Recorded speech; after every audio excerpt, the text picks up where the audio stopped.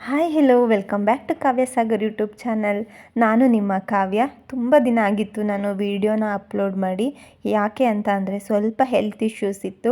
ಹಾಗಾಗಿ ನನಗೆ ಯಾವುದೇ ವೀಡಿಯೋಸ್ ಆಗಲಿ ಅಥವಾ ವಾಯ್ಸ್ ಓವರ್ ಆಗಲಿ ಅಥವಾ ಎಡಿಟ್ ಆಗಲಿ ಯಾವುದು ಕೂಡ ಮಾಡೋಕ್ಕಾಗಿರಲಿಲ್ಲ. ಇವಾಗ ಸ್ವಲ್ಪ ಬೆಟರ್ ಆಗಿದೆ ಅಂತ ಹೇಳ್ಬೋದು.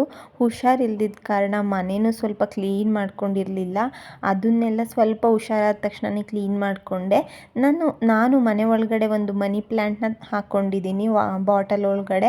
ಅದನ್ನು ತುಂಬ ದಿನವೇ ಆಗಿತ್ತು ತೆಗೆದು ವಾಶ್ ಮಾಡಿ. ಅದು ವಾಶ್ ಮಾಡಲಿಲ್ಲ, ನೀರು ಹಾಕಿಲ್ಲ ಅಂದ್ರೂ ತುಂಬ ಚೆನ್ನಾಗೇ ಬರ್ತಾಯಿತ್ತು.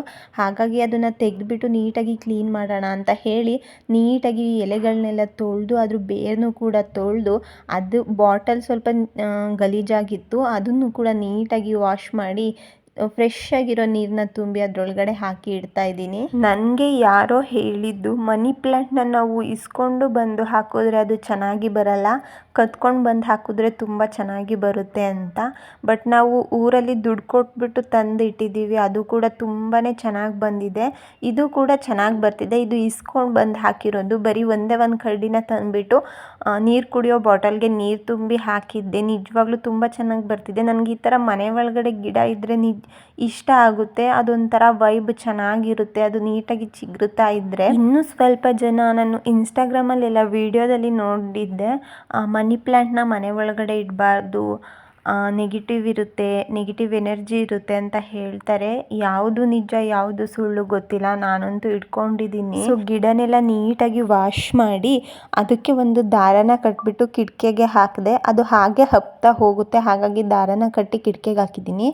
ದಾರನ ಟೈಟಾಗಿ ಏನು ಕಟ್ಟಬಾರ್ದು, ಸ್ವಲ್ಪ ಲೂಸಾಗಿ ಕಟ್ಟಿದ್ರೆ ಸೊ ಅದಕ್ಕೇನು ಆ ಥರ ಹಿಂಸೆ ಏನೂ ಆಗಲ್ಲ. ಬಾಟಲೆಲ್ಲ ನೀಟಾಗಿ ತೊಳೆದು ದಾರನ ಕಟ್ಟಿ ಇಟ್ಟಿದೆ. ಸೊ ತುಂಬ ದಿನದಿಂದ ಹುಷಾರಿಲ್ದಿರೋ ಕಾರಣ ಮನೆಯೂ ಕೂಡ ಏನೂ ಕ್ಲೀನ್ ಮಾಡೋಕ್ಕೆ ಆಗಿರಲಿಲ್ಲ. ಸ್ವಲ್ಪ ವೆದರಲ್ಲಿ ಹೆಚ್ಚು ಕಮ್ಮಿ ಆದರೆ ಸಾಕು ಎಲ್ಲರಿಗೂ ಹುಷಾರಿಲ್ದಿರೋ ಥರ ಆಗುತ್ತೆ. ನನಗಂತೂ ತುಂಬ ಬೇಗನೆ ರಿಯಾಕ್ಷನ್ ಆಗುತ್ತೆ. ಇವತ್ತಂತೂ ಸಿಕ್ಕಾಪಟ್ಟೆ ಬಿಸಿಲಿತ್ತು, ಹೊರಗಡೆ ಕಾಲು ಕೂಡ ಇಡೋಕ್ಕಾಗ್ತಾ ಇರಲಿಲ್ಲ, ಅಷ್ಟು ಬಿಸಿಲಿತ್ತು. ಅದಲ್ಲದೆ ನಮ್ಮನೆ ಕೆಳಗಡೆ ರೋಡ್ ಬೇರೆ ಮಾಡ್ತಾ ಇದ್ದಾರೆ, ಸಿಮೆಂಟ್ ರೋಡು. ಸೊ ವಿಂಡೋ ಏನಾದರೂ ಓಪನ್ ಮಾಡಿದ್ರೆ ಸಾಕು ಧೂಳೆಲ್ಲ ಹಾಗೇ ಬರುತ್ತೆ. ಮನೇಲಿ ನಾನು ಒಬ್ಬಳೇ ಇದ್ದ ಕಾರಣ ಮಧ್ಯಾಹ್ನ ಊಟಕ್ಕೆ ಏನು ಮಾಡ್ಕೊಳ್ಳೋದು ಅನ್ನೋದೇ ಗೊತ್ತಾಗಲಿಲ್ಲ. ಬೆಳಗ್ಗೆ ನಮ್ಮ ಮನೆಯವ್ರಿಗೆ ರೊಟ್ಟಿ ಅಂದರೆ ತುಂಬ ಇಷ್ಟಪಡ್ತಾರೆ. ತುಂಬ ದಿನ ಆಗಿತ್ತು ಹುಷಾರಿಲ್ಲ ಅಂತ ಹೇಳಿ ರೊಟ್ಟಿನೇ ಮಾಡಿಕೊಟ್ಟಿರಲಿಲ್ಲ. ಹಾಗಾಗಿ ಅವರಿಗೆ ರಾಗಿ ರೊಟ್ಟಿ ಮತ್ತು ಪಲ್ಯ ಮಾಡಿಕೊಟ್ಟೆ. ಅವರು ನನಗೆ ಅದನ್ನೇ ಬಾಕ್ಸಿಗೆ ಹಾಕ್ಕೊಡು ಅಂತ ಹೇಳಿ ಅದನ್ನು ತಗೊಂಡು ಹೋಗಿದ್ರು. ಸೊ ನಾನು ಮಧ್ಯಾಹ್ನ ಒಬ್ಬಳಿಗೆ ಏನು ಮಾಡ್ಕೊಳ್ಳೋದು ಅಂತ ಗೊತ್ತಾಗಲಿಲ್ಲ. ಮೊಸರು ಹುಳಿ ಮಾಡ್ಕೊಳ್ಳೋಣ ಅಂತ ಹೇಳಿ ಮನೆಯಿಂದ ಕೆಳಗಡೆ ಇಳಿದು ಬಂದೆ ಅಂಗಡಿಗೆ ಹೋಗೋಣ ಅಂತ. ಮನೆ ಹತ್ರ ಇದ್ದಿದ್ದ ಅಂಗಡಿ ಎಲ್ಲ ಕ್ಲೋಸ್ ಮಾಡಿದರು.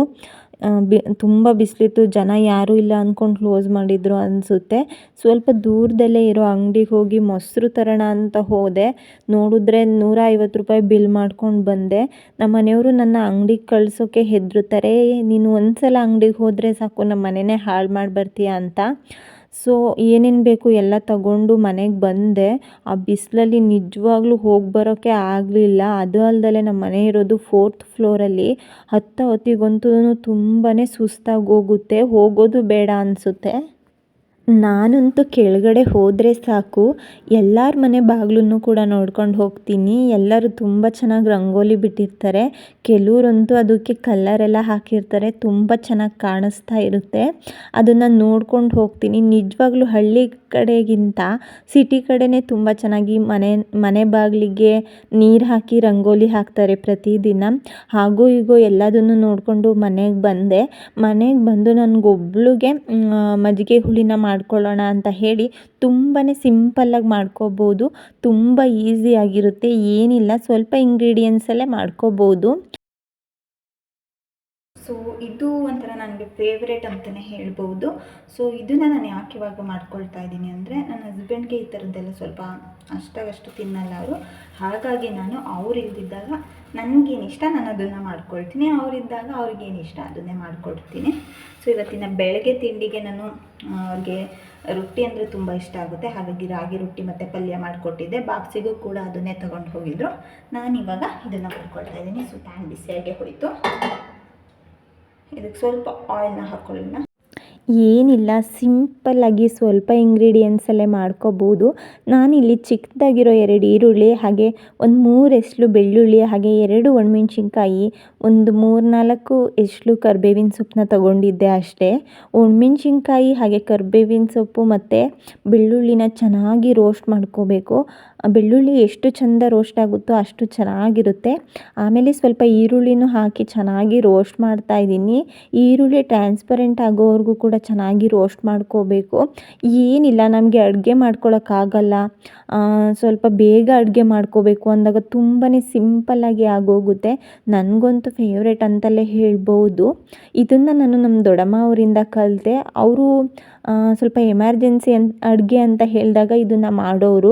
ನಿಜವಾಗ್ಲೂ ತುಂಬಾ ರುಚಿಯಾಗಿರೋದು. ಮಜ್ಜಿಗೆ ಹುಳಿಲಿ ತುಂಬ ಥರ ಮಜ್ಜಿಗೆ ಹುಳಿನ ಮಾಡ್ಬೋದು. ನಾನು ಕೂಡ ತುಂಬ ಥರ ಮಾಡ್ತೀನಿ. ಅದರಲ್ಲಿ ನನಗೆ ಬೆಸ್ಟ್ ಮತ್ತು ಫೇವ್ರೇಟ್ ಅಂದರೆ ಇದೇನೆ. ಸೊ ಇವಾಗ ಇದನ್ನು ಕೆಳಗಡೆ ಇಳಿಸ್ಕೊಂಡಿದ್ದೀನಿ. ಇದಕ್ಕಿವಾಗ ನಾನು ಸ್ಟವ್ ಆಫ್ ಮಾಡಿ ಕೆಳಗಡೆ ಇಳಿಸ್ಕೊಂಡಿದ್ದೀನಿ. ಇದಕ್ಕಿವಾಗ ಚಿಟಿಕೆ ಅರಿಶಿನ ಹಾಕ್ಕೋಬೇಕು.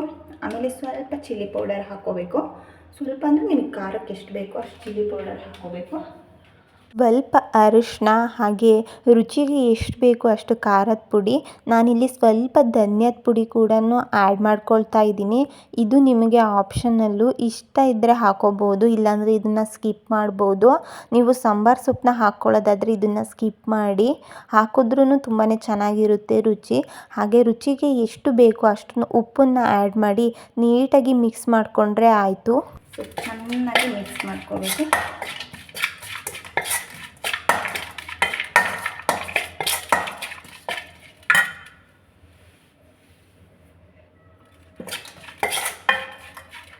ಮಿಕ್ಸ್ ಮಾಡ್ಕೊಂಡಾದಮೇಲೆ ಇದಕ್ಕೆ ಮೊಸರು ಹಾಕ್ಕೊಳ್ತಾ ಇದ್ದೀನಿ.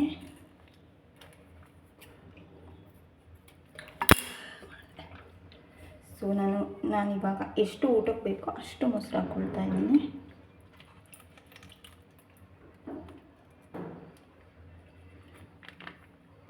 ಮೊಸರನ್ನು ಹಾಕಿ ಚೆನ್ನಾಗಿ ಮಿಕ್ಸ್ ಮಾಡ್ಕೊಳ್ಳಿ.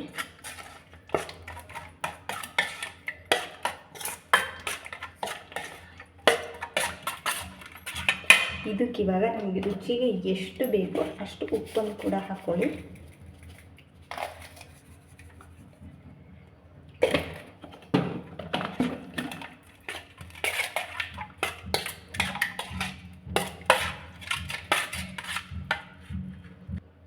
ಇವಾಗ ಇದಕ್ಕೆ ಸ್ವಲ್ಪ ಕೊತ್ತಂಬರಿ ಸೊಪ್ಪನ್ನ ತೊಗೊಂಡಿದ್ದೆ, ಅದನ್ನು ಕಟ್ ಮಾಡಿಕೊಂಡು ಹಾಕ್ಕೊಳ್ತಾ ಇದ್ದೀನಿ.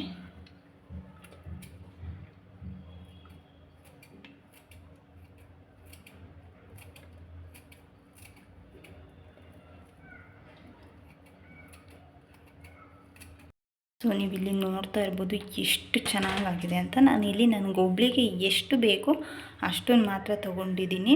ನಿಮಗೆ ಎಕ್ಸ್ಟ್ರಾ ಬೇಕು ಅಂದರೆ ನೀವು ಇನ್ನೂ ಇದೇ ಕ್ವಾಂಟಿಟಿಲಿ ಜಾಸ್ತಿ ಮಾಡ್ಕೊಳ್ಬೋದು. ಇದು ನಮ್ಮ ಬಿಸಿ ಬಿಸಿ ಅನ್ನದ ಜೊತೆ ಹಾಕ್ಕೊಂಡು ಊಟ ಮಾಡಿದ್ರೆ ನಿಜವಾಗ್ಲೂ ತುಂಬಾ ಚೆನ್ನಾಗಿರುತ್ತೆ. ಸಿಂಪಲ್ಲಾಗಿ ಊಟನ ಮುಗಿಸ್ಕೊಂಡು ಸ್ವಲ್ಪ ಟೈಮ್ ರೆಸ್ಟ್ ಮಾಡಿ, ಅದಾದಮೇಲೆ ಸಂಜೆ ಅಡುಗೆಗೆ ಅಂತ ಹೇಳಿ ತರಕಾರಿ ಕೂಡ ಏನೂ ಇರಲಿಲ್ಲ. ನಾನು ಹುಷಾರಿಲ್ಲ ಅಂತ ಹೇಳಿ 3-4 ಡೇಸಿಂದ ಏನೂ ಕೂಡ ಮಾಡೋಕ್ಕಾಗಿರಲಿಲ್ಲ. ಹಾಗಾಗಿ ತರಕಾರಿನೂ ಕೂಡ ಏನೂ ತರಿಸ್ಕೊಂಡಿರಲಿಲ್ಲ. ಹಸ್ಬೆಂಡ್ನ ಕೇಳಿದೆ, ಬೇಗ ಬರ್ತೀರಾ, ಏನಾದರೂ ತರಕಾರಿ ತಗೊಬರ್ತೀರಾ ಅಂತ. ಅವರು ಇಲ್ಲ, ನಾನು ಬರೋದು ಲೇಟ್ ಆಗುತ್ತೆ, ನೀನೇ ತಂದ್ಕೊಬಿಡು ಅಂತ ಹೇಳಿದ್ರು. ಹಾಗಾಗಿ ಇಲ್ಲೇ ಹತ್ತಿರದಲ್ಲಿರೋ ಅಂಥ ಅಂಗಡಿಗಳಿಗೆ ಹೋಗೋಣ ಅಂತ ನೋಡಿದೆ. ಬೆಂಗಳೂರಲ್ಲಂತೂ ಅಂಗಡಿಗಳಲ್ಲಿ ಸಿಕ್ಕಾಪಟ್ಟೆ ರೇಟ್ ಇರುತ್ತೆ ತರಕಾರಿ. ಇಲ್ಲೇ ನಮ್ಮ ಮನೆ ಹತ್ರ ಒಬ್ಬರು ಆಂಟಿ ಬರ್ತಾರೆ, ಯಾವಾಗಲೂ ಅವ್ರ ಹತ್ರನೇ ತಗೊಳ್ತಿದ್ದೆ. ಯಾಕೋ ಗೊತ್ತಿಲ್ಲ, ಅವರು 3-4 ಡೇಸಿಂದ ಬಂದೇ ಇರಲಿಲ್ಲ. ಹಾಗಾಗಿ ಸಿಂಪಲ್ಲಾಗಿ ಒನ್ ಟೈಮ್ಗೆ ಏನಾದರೂ ತರೋಣ ಅಂತ ಹೋಗಿ ಈರುಳ್ಳಿ ಮತ್ತು ಹೀರೆಕಾಯಿನ ತಗೊಬಂದೆ. ಹೀರೆಕಾಯಿ, ಬೇಳೆ, ಟೊಮೊಟೊ ಹಾಕಿ ಸಂಜೆ ಒನ್ ಟೈಮ್ಗೆ ಸಾಂಬಾರು ಕೂಡ ಮಾಡಿಕೊಂಡೆ. ಇದ್ರ ಜೊತೆಗೆ ಮುದ್ದೆ, ಅನ್ನ, ಅಂಬಲಿ ಹಾಗೆ ಮಜ್ಜಿಗೆನೂ ಕೂಡ ಮಾಡಿಕೊಂಡಿದ್ದೆ. ಇದಿಷ್ಟನ್ನು ಮಾಡಿ ರೆಡಿ ಮಾಡೋದ್ರೊಳಗಡೆ ನಮ್ಮ ಮನೆಯವ್ರು ಕೂಡ ಬಂದರು. ನಮ್ಮ ಮನೆಯವರು ಯಾವಾಗಲೂ ಕೂಡ ಹೀಗೆ ಡೋರ್ ತೆಗೆದ ತಕ್ಷಣ ಕೂತ್ಕೊಂಡು ಹೆದರಿಸೋದು ಇದೆಲ್ಲ ಮಾಡ್ತಾರೆ. ಅದೊಂಥರ ನನಗೆ ಖುಷಿ ಕೊಡುತ್ತೆ. ಸೊ ಅವ್ರು ಬಂದ ತಕ್ಷಣ ನಾನು ಕೂಡ ಊಟಕ್ಕೆಲ್ಲ ರೆಡಿ ಮಾಡಿದೆ. ಅವ್ರಿಗೂ ಹಸಿವಾಗಿರುತ್ತೆ ಅಂತ. ನಾವಿಬ್ಬರು ಯಾವಾಗಲೂ ಕೂಡ ಒಟ್ಟಿಗೆ ಊಟ ಮಾಡೋದು, ಎಷ್ಟೊತ್ತಾದರೂ ಪರವಾಗಿಲ್ಲ. ಊಟನೆಲ್ಲ ಮುಗಿಸ್ಕೊಂಡು ಒಂದು ಸ್ವಲ್ಪ ಟೈಮ್ನ ಆಚೆ ಕಡೆ ಸ್ಪೆಂಡ್ ಮಾಡ್ತೀವಿ. ಇತ್ತೀಚೆಗೆ ಬೆಂಗಳೂರಲ್ಲಿ ಸೆಕೆ ಕೂಡ ಸ್ಟಾರ್ಟ್ ಆಗಿದೆ, ಹಾಗಾಗಿ ಸ್ವಲ್ಪ ಹೊತ್ತು ಆಚೆ ಕಡೆ ಇರ್ತೀವಿ. ಇದಿಷ್ಟು ಇವತ್ತಿನ ವ್ಲಾಗ್ ಆಗಿತ್ತು. ಈ ನನ್ನ ಪುಟ್ಟ ವಿಡಿಯೋ ನಿಮಗೆ ಇಷ್ಟ ಆಗಿದ್ದರೆ ಲೈಕ್ ಮಾಡಿ, ಕಮೆಂಟ್ ಮಾಡಿ, ಹಾಗೆ ನನ್ನ ಪೇಜನ್ನು ಸಬ್ಸ್ಕ್ರೈಬ್ ಮಾಡ್ಕೊಳ್ಳಿ. Thank you all. Lots of love.